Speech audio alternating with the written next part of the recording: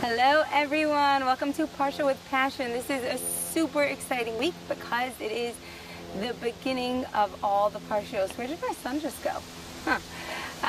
It is Parshas Bereshis, Genesis, the very beginning where it all began. And it's a huge beginning for us. We just had Rosh Hashanah and we're starting fresh. We cleansed, we went through the spiritual washing machine, and we're ready to begin again, and hopefully better, higher, more, deeper, taking all the love of that whole season with us. And what we're going to learn about today is about light and the light, because it says that Hashem created light and dark, and he called it day and night. We have the really famous question of what kind of light is this? What are we talking about? There was no sun. What is that light? Not only that, what's the point of that light? Light is there to illuminate something. There was nothing to illuminate. So what is that light all about? And the Lubavitcher Rebbe teaches that that light is there to illuminate the purpose of the world. You see, we learn a famous quote is Sof ma'aseh v'machshava techila. That means that whenever someone wants to build something, then the intention for what that thing will look like, the architect is the only one who has the visual of what this thing will look like in his head at the end, right? So he's got it, he's got the light to begin with. He's got the whole visual. What you see is not light. What you see is the step-by-step building process until you get back to the eventual light. Like it says about this light that was made at the beginning of creation, that it's saved for the world to come. It's a very special light for the holy people to enjoy. So look, here's the deal. We're here now, and we've just been through a huge holiday season. Huge. I mean, a month long of intense spiritual work, intense housework, intense laundry, tons of company, family stuff. I mean, it's a lot. And here are the women, and there's a real thought that says something like, I'm burnt out. I've had enough. Enough cooking. Enough chicken and rice. Enough cleaning the dishes again and again and again, again. Right? I just want to relax. I want to get in the flow. I can't believe it's Shabbos again. I love Shabbos, but oh, wow, we just finished and I just put away my stuff, and it's so fast and it's so much. And the temptation is to have this mind talk that says, I can't, I'm burnt out, I don't, whatever, I don't have my joy. And that is the special trick of the eve-chava, of the evil inclination, the negative voice that wants to bring us all down. It takes that whole beautiful effort that you put in, beautiful effort, hard-working effort, all the sacrifice, and it tells you, oh, you're so tired, you can't do that anymore. You had enough. Instead of the truth. The truth is that what you did is you tapped into the time and you took advantage of all of it. You kept the mitzvos, you davened, you connected with the time, and yes, the intensity, and yes, the emotions that come along with that intensity, and you really did it. And what you feel now is day 2. What's day 2? Day 1 was the creation of light. Wow, did you create light. Day 2, all kinds of other things were created. And day 3 and day 4 and day 5, that's when we go from the architect's plan, where he makes that beautiful model for you to look at and it looks perfect, and you start digging in the earth. And now all you see is bulldozers, and now all you see is dirt. And you have to be crazy to say, we're not building a building because I don't see a building. What you see is dirt because we're beginning to build a building. So now it comes Friday afternoon, it comes the week after all the high holidays. And like I said, the temptation is to feel like a big drop. And to think that that drop is because you're finished, you lost it, you're done. But actually what's happening now is that you're just beginning. You're building. And it takes time. And it takes patience. And here's the beautiful thing. The beautiful thing is that the light was created on the first day, and some of it was revealed on every single other day. How do we know this? Because it says, Vayar Elokim es ha'or ki tov, that God saw the light and it was good. And on all the, and then it says on the other days of creation, ki tov, Hashem saw that it was good. What does that mean? It's an allusion to the light that was there. Little bits of light are revealed on every day. What does that mean? That means that the original intention of the architect, that thing that you want to build, that person that you want to be, that intention that you had, when you were standing on your highest high in Rosh Hashanah or in Yom Kippur, that glorious light of the first day of creation, all that is being revealed through your creation. It's seeping through in your actions, right? So, in the sukkah, we had schach, and the schach is the covering. It has to be made of natural fibers, and the halacha says that when you look through the schach, you have to be able to see the heavens, see the stars, and that's what makes a kosher sukkah. And this reminded me very much of a phrase that says that Hashem is metzis min hacharakim. Hashem peers through the cracks. He peers through the window cracks. Which is, what that means is that God is always looking at you. He's like keeping an eye out for you. And there seems to be a correlation between being able to look up and see Hashem through our sukkah and Hashem peeking at us through the cracks. And as I think about this, I think about the cracks in our heart, the little spaces, these spaces that we made. In the schach, we looked up and we saw the stars. After Rosh Hashanah, we would love to be brand new people, and in a very strong sense, we are, and we must believe that, and we must know that with full emunah, that the tshuva that we did is real. And yet, how it plays out in our actions is subtle. It's a shift. It's a returning to who we are, not only to what we do, that as well, but we're coming from a brand new place.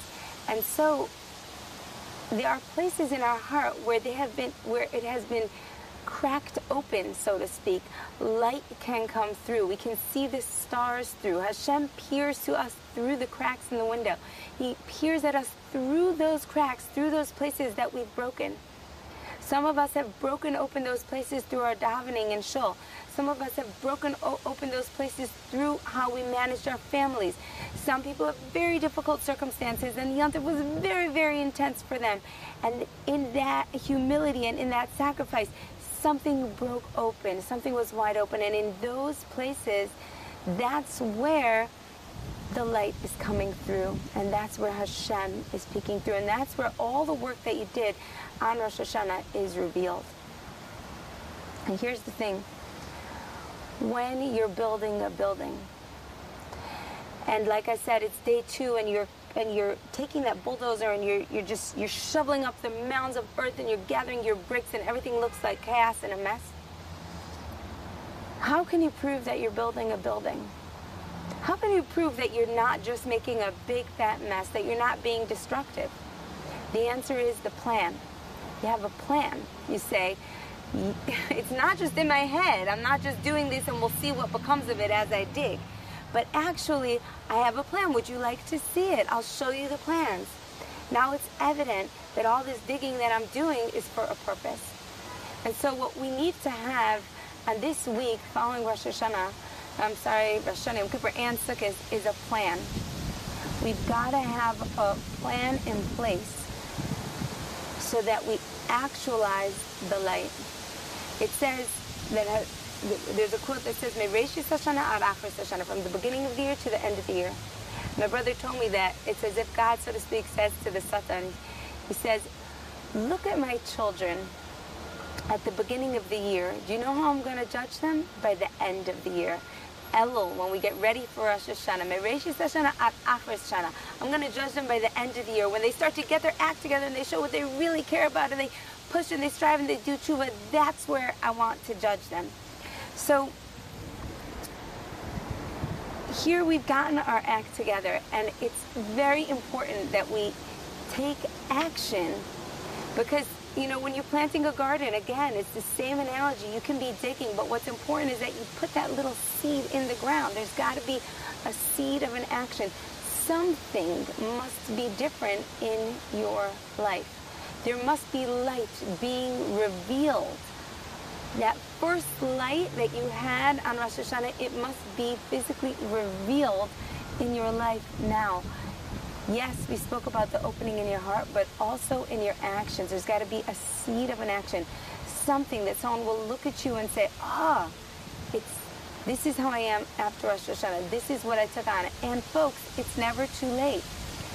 I have the hardest time tying myself down to a specific action. And then the minute that I do tie myself down to a specific action, guess what happens? I think of 10 other actions that I have to take, and then I just get myself completely overwhelmed. I want to spend this amount of time on this, and this amount of time on Parsha, and work on Lashon Hara, and bring in Shabbos early, and all the things that we all got to do, and work on that, and work on that, and work on that, and it's, you know, suddenly you're like, I'm going to revamp my whole life for about 30 seconds, right?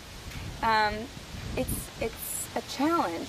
And so some people have procrastinated and haven't taken on something in Elul, and haven't taken on something in Rosh Hashanah, haven't taken on something in Yom Kippur, haven't taken on something on Sukkot, haven't decided or committed to what is that seed of action that we're going to take. So here's the good news. It's not too late. It's actually never too late. Today, this minute, is a good time. And here's the thing. I saw a little video. It was just I don't know, it didn't even have any words. And basically, on one side of the video, it said expectations, and on the other side, it said reality. It was a split video. Expectations was a pair of feet walking, kind of speed walking, sneakers, walking, and it wasn't stopping. And then on the side that said reality was a pair of sneakers on the same road, walking, resting. Walking. And it said on it, any movement is good movement. Because what happens is we give up. In our mind, we're like totally killing it, and the whole year is a whole new year, and everything is different, and we have one big chance, and we're going to take that chance. And then in reality is we need breaks, we need rest, we have moods, we have eve-chava, we have procrastination, we need inspiration. We're needy creatures, you know? So reality is that that if it didn't happen for you yet, it's never too late. Any movement is good movement. Really, it is never too late. At the end of Sukkot, it said, by Shmini Atzeres, we have one extra day in Sukkot, and right there, Rashi gives an analogy. Says like a king that's with his child, and the king, and they have all this time together, and then the king says, Kasha alai pridaschem, your leaving is difficult for me. And when you look at that wording, you have to really, I think Simon Jacobson pointed this out, really notice that it's your leaving is difficult for me. God never leaves. He never goes anywhere. We're the ones who, after Rosh Hashanah and Yom Kippur and Sukkot, we're like, disconnect, you know, God forbid disconnect, but like a feeling of, we're separating now. Now we're done with this big holiday season. Now we have to go into the daily life and into the struggle. It's hard for him that we do that. That's hard. That's hard because he's not going anywhere. It's never too late. Every day, every second. So my message to us today is to, first of all, be comforted.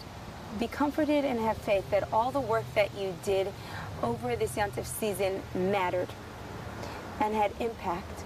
And even if you're in daily life now, realize that that's normal. That's day two. You created that light, and now that light is informing all the rest of creation. Don't give in to the voice that says, I'm burnt out, it's too much. Guess what? You're a huge person. You're an infinite soul. It's not too much. You were born for this. You don't have to carry it yourself. Hashem is carrying everything with you. He's carrying that housework. He's carrying that load. He's carrying that job. He's carrying those finances. You know, he's carrying it. So don't give in to the voice that says, I can't. Let yourself realize that you really are a fresh new being. And if you need to make your workload a little simpler, then simplify, you know. then simplify, then let some things ride, then just do that. People, just do that. Just do what is supportive to you, not feeling burnt out. That's first of all. And secondly, plant your seed. Start building your building. Make a plan. Make a commitment to an action that you can noticeably look at your life and say, I do this thing differently after Rosh Hashanah. It will make all the difference. If you're already doing this, then hooray for you. You're amazing. I honor you. I respect you. And you should have strength in keeping it up. And if you haven't completely committed, when I say committed, I just want to be really clear about this. There are feelings and there are decisions and then there are changes. What makes you feel amazing is when you overcome your natural desire and make a change. And it's not easy. I've been trying to get more kavua, get more consistent with taking walks. When I take walks, that's my time for hisbodedus. So I had, of course, many months where that was the most natural part of my life, and then boom, lost it. So I'm trying to take this back on. And guess what happens on not my first day was a bus, my second day, which was yesterday. So what happened was, I'm about to leave the house, and it's like, I've prepared for this. It's my time. It's important. It's so important. And I see my 16-year-old son, and he is bored, and he can't get through to any friends, and he's just wandering around the kitchen. He's 6 feet tall, and trying to make some plans, and nothing's working out. And I've been busy because I've been busy to clear some space for my walk. And I see him, and I'm like, do you want to go on a walk?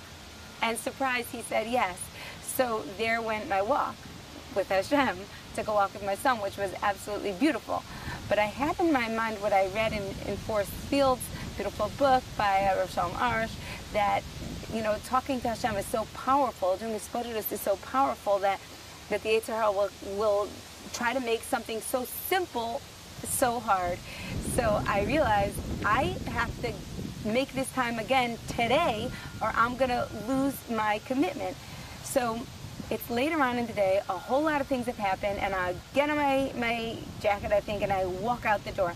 And I'm 2.5 blocks down, and all of a sudden I look down, and there's my puppy, who I think is pregnant, by the way.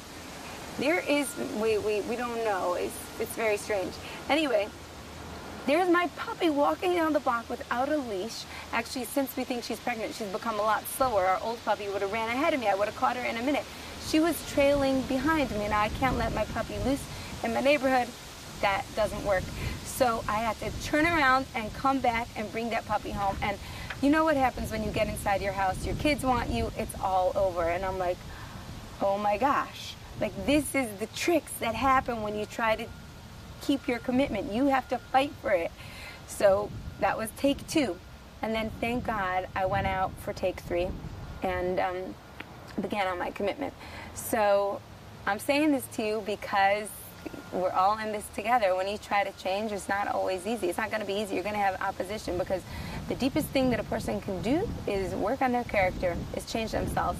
Hardest thing in the world, harder than building a house, harder than building a building, is building yourself.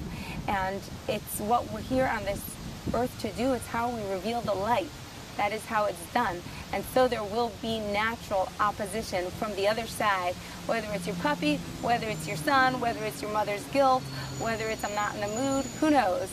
So just take heed and conquer it and push through and do that thing that you said you're going to do, because you can do it.